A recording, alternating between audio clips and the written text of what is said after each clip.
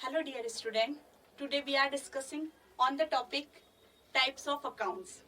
अगर हम accounting subjects में 11th कॉमर्स में एक सब्जेक्ट्स पढ़ते हैं अकाउंट्स, उसे सीखना चाहते हैं तो सबसे पहले हमें टाइप्स ऑफ अकाउंट्स का नॉलेज होना बहुत जरूरी है। जब भी हमें जनरल एंट्री बनाना हो हमारे अकाउंटिंग सब्जेक्ट्स में तो सबसे पहले हमें आइडेंटिफाइड ही करना होगा कि इसका नेचर क्या है, कौन से टाइप्स का अकाउंट है। तो स्पेशली हम अगर अकाउंट्स की बात करें तो there are three types of account. First one is personal account, second one is real account, and third one is nominal account. What is the personal account? Personal account, it means it's represented to all human beings. Natural human beings like natural persons, Megha's account, Vaibhav's account. जैसे मैंने कहा cash paid to Sudha, तो Sudha one is a personal account. That's a name. It's specified to a particular name. Second one is artificial person. Artificial person means जो हमने खुद ने बनाया है। जैसे हम समझ सकते हैं वर्जिन मैरी स्कूल एक बिजनेस एंटिटी है, स्कूल एंटिटी है जिसे हमने खुद ने बनाया है। Next one is Punjab national bank account, ये भी एक एंटिटी है जिसे हमें बनाया गया है। So that's one is artificial person account. Third one is representatives. Representatives मतलब जैसे हम इसमें सारे टाइप ले सकते हैं, outstanding account, prepaid account, capital account. अभी आउटस्टैंडिंग क्या होता है, ये हमारे लिए क्वेश्चन मार्क है। आउटस्टैंडिंग इट मीन्स क्या हो गया कि salary unpaid, rent unpaid. Unpaid it means मैं किसी के घर में रह रही हूँ और मैंने अभी तक 2-3 महीने का रेंट नहीं दिया है, that is the outstanding. And next prepaid account. Prepaid it means paid in advance. हम कहीं पर पढ़ने गए हैं, ट्यूशन फीस हमने एडवांस में पे कर दी, that is the prepaid account. Okay, so personal account is represented by three types. First one is natural person, second one is artificial person and third one is representative persons. आप देख सकते हैं कैसे example दिए गए हैं। चलिए हम नेक्स्ट टॉपिक पे आते हैं। नेक्स्ट टाइप आता है हमारे अकाउंट का रियल अकाउंट। रियल अकाउंट हम कैसे आइडेंटिफाइड करेंगे कि ये रियल अकाउंट है?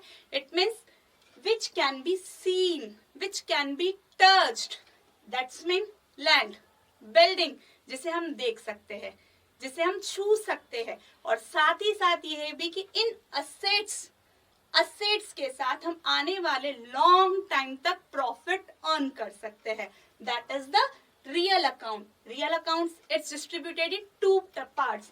First one is tangible, second one is intangible, which can be seen, which can be touched. That's example is land, building, furniture and cash. Next type is intangible. Intangible means which cannot be seen, which cannot be touched, only feel, जिसे हम समझ सकते हैं।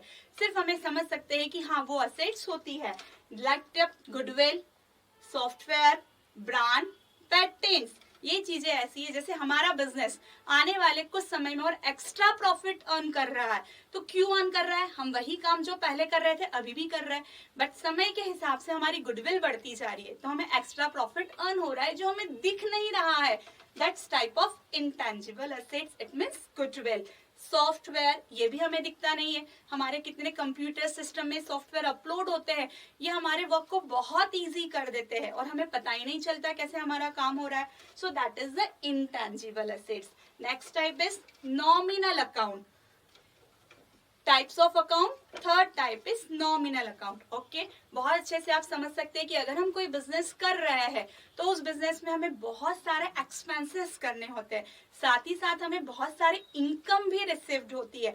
तो हमें उसे किस category में शोन करेंगे? That is nominal account. It means expenses, all expenses goes into nominal account and all incomes always goes into nominal account. Which type of expenses? Like rent paid, हम कहीं पर हमारी शॉप ओपन की है, हमें उसका rent देना पड़ता है every month, that is the rent paid, nominal account, and that is the type of expenses account. Next salary paid, मेरे यहाँ पर अगर कोई जॉब कर रहा है मेरे इंस्टीट्यूट में, तो मैं उसे सैलरी प्रोवाइड करूंगी, that is the salary paid.